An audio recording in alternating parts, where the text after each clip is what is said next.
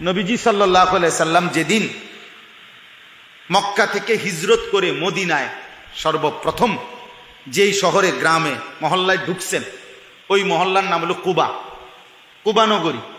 মানে নবীজি হিজরতের সময় আইসা প্রথম এই মদিনার এই এলাকায় ঢুকছেন, কুবা নগরীতে। তো যখন ঢুকছেন তখন নবীজি সাল্লাল্লাহু আলাইহি সাল্লামকে অভ্যর্থনা জানানোর জন্য মদিনার অসংখ্য নারী পুরুষ, জওয়ান বুড়া বাচ্চা সবাই আসছে। তো এদের মধ্যে সর্বোচ্চ 70 থেকে 75 জন ব্যক্তি নবীজিকে চেনে, যারা মক্কায় হজ্জের সময় নবীজিকে দেখছে, নবীজির হাতে কালেমা পড়ছে। আর বাকিরা কেউ চিনে না, দেখে নাই আগে কেউ। আচ্ছা, ওনারা সব আসছে, নবীজি সাল্লাল্লাহু আলাইহি সাল্লামও ঢুকছে। কোথায় কন্ত? কুবা নগরীতে।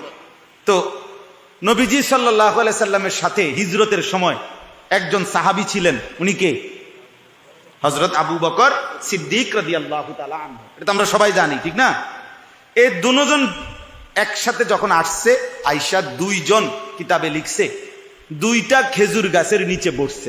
মানে এক গাছের নিচে নবীজি বসছে, আরেক খেজুর গাছের নিচে আবু বকর বসছে। দুজনই ক্লান্ত, প্রচন্ড রোদ্রে আসছে। তো বসার পর এখন এই যে লোকরা আইছে সাক্ষাৎ করতে, অভ্যর্থনা দিতে, এখন কেউ নিজ নিজ হিসাব মতে কেউ উনার সাথে মুসাফা করে, কেউ উনার সাথে মুসাফা করে, বুঝেন নাই? তা আর উইটা গিয়া জিগায় অন্য করে, চিনা জানা করে, কোনজন? কসম আল্লাহর, এই কথা কি থাকে? প্রত্যেকে জিজ্ঞাসা করে কোনজন, তিনি কোনজন, নবী কোনজন? তো তখন আবু বকর সিদ্দিক রাদিয়াল্লাহু তাআলা আনহু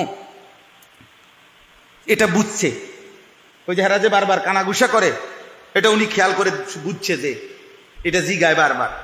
তখন উনি উঠে গিয়ে একটা রুমাল বা চাদর কিছু একটা আল্লাহ নবী সাল্লাল্লাহু আলাইহি সাল্লামের মাথা মুবারকের মধ্যে দিয়া দিছে, দিয়া উনি পাশে দাঁড়াইছে। এইবার সবাই বুঝছে ইনি মুহাম্মদুর রাসূলুল্লাহ।